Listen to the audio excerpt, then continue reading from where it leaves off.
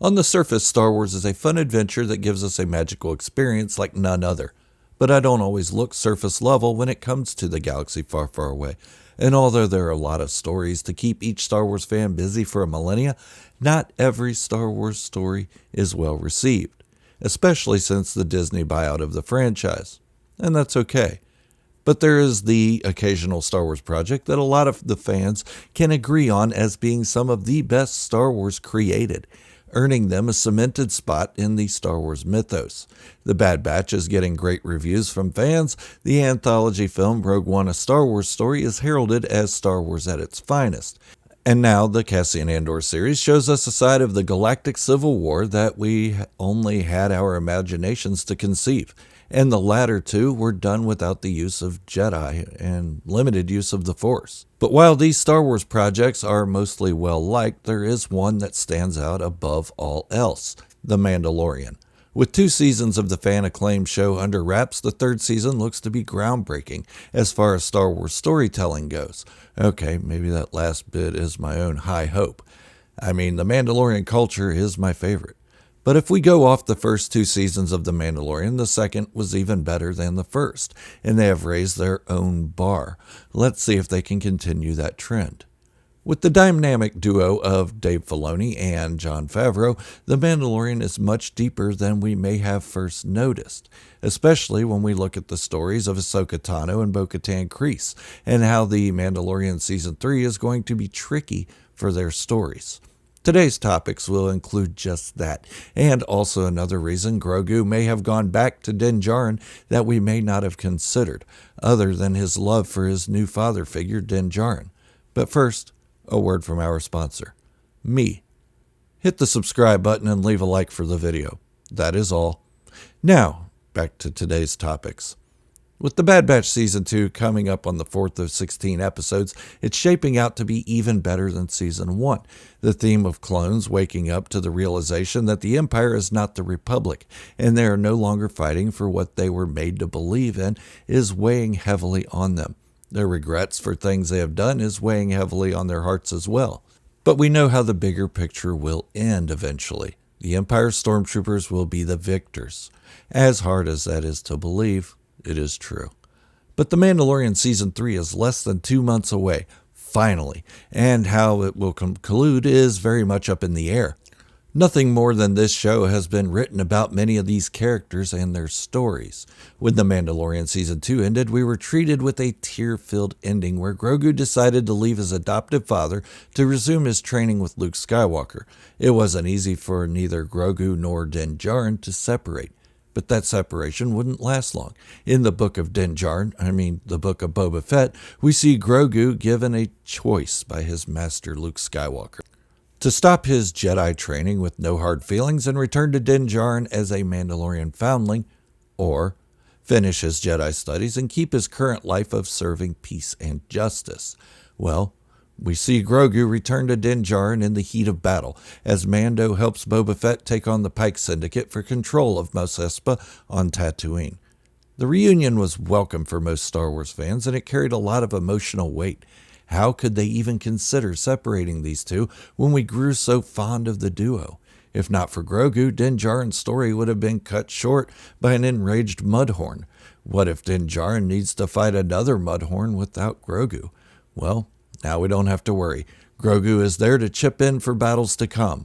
But let's rewind a little bit. The reunion was sweet. There's no denying that. And the reason we see it as such a tearjerker is because the two loved and missed each other so much. But what if Grogu's decision was influenced by more than just his emotional ties to Mando? I'm not saying his love for his new father wasn't a big part of his decision. It really was. But maybe there was even more to it. Okay, let's go back even farther. All the way back to Order 66, in fact. Grogu was rescued by an unknown figure just before he himself could become younglinged by Anakin Skywalker and his attacking 501st Legion. We still don't know for sure who that mystery savior was, so I won't speculate on that. Heck, it could have been C-3PO for all we know. Yes, that's a joke. But that isn't important right now. What's important is that Grogu was there. He was frightened. He witnessed his fellow younglings getting massacred by the initiation of Order 66. Unprotected, mostly alone, and afraid, and apparently his masters were not there to save him. That we know of. Throughout the 24 years of the Galactic Empire's regime, Grogu had to hide both himself and his Force abilities. Inquisitors would have been hunting for him, and maybe even Darth Vader. Given that Grogu's race is highly Force sensitive, from those we have seen of it, it goes without saying that Grogu would have been on the top of the list of Force sensitives to be found and dealt with. When Ahsoka Tano meets Grogu and spends a lengthy amount of time communicating through the Force with the child, she reveals that Grogu has been hiding since Order 66, that he has lost touch with a lot of his connection to the Force, that he is afraid. So, we have to ask, with the Empire mostly gone, why is he still afraid? Why is he still hiding? Well, because he is at the top of the Empire's radar, even in the remnants of the Imperial warlords. Grogu has been hunted all along, but what does this have to do with his decision to return to Djarin in the Book of Grogu? The Book of Boba Fett.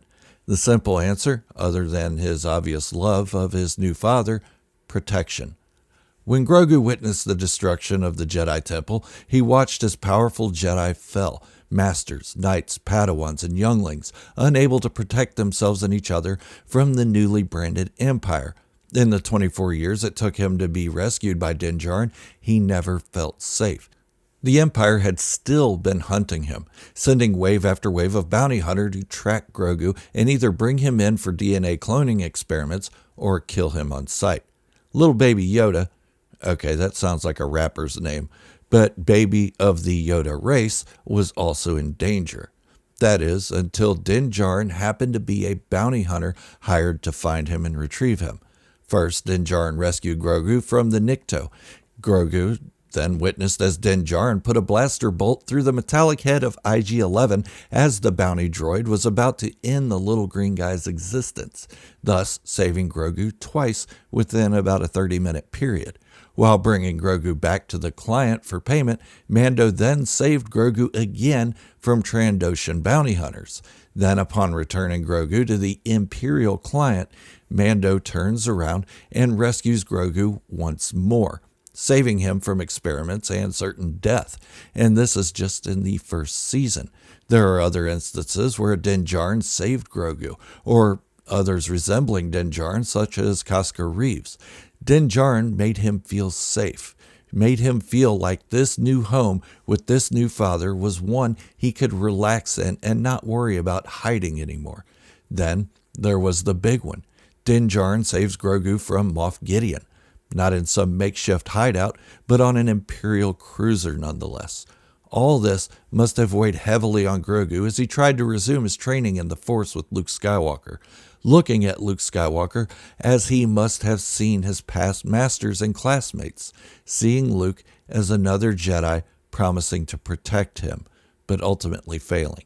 The Empire was still very much alive, and they were still very much hunting Grogu, but Luke was a Jedi who appeared no different than the others he watched fall in the Jedi Temple.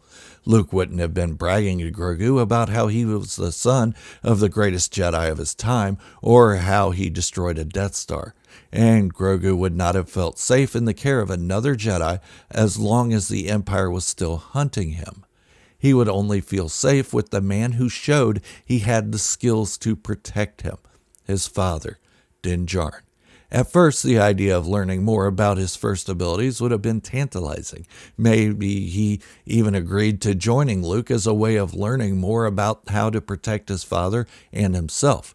But being there and knowing the Empire was still looking for him would have put him, Luke, and Ahsoka in real danger. And the only one who could protect him is his new Mandalorian father, not the Jedi, who had already failed at protecting themselves. It isn't out of the realm of possibility at all. Okay, so that's that. And as a side note, Luke told Grogu of Yoda. But the truth is, Grogu would have known of Yoda and even been taught by him in some capacity. And Grogu may have even known Yoda much longer than Luke did. But Luke wouldn't have known what capacity Yoda had been around younglings at this point. Maybe he learns later and feels like an ass for that conversation. It's just something funny to think about. Okay, enough about Grogu for now. Let's move on to other characters of The Mandalorian and why Season 3 is going to get really complicated. The Mandalorian Season 3 is rapidly approaching, and there are a lot of different storylines to get more into detail about, such as what capacity is Bo-Katan Kryze going to play in the story? Is she just an antagonist with no depth?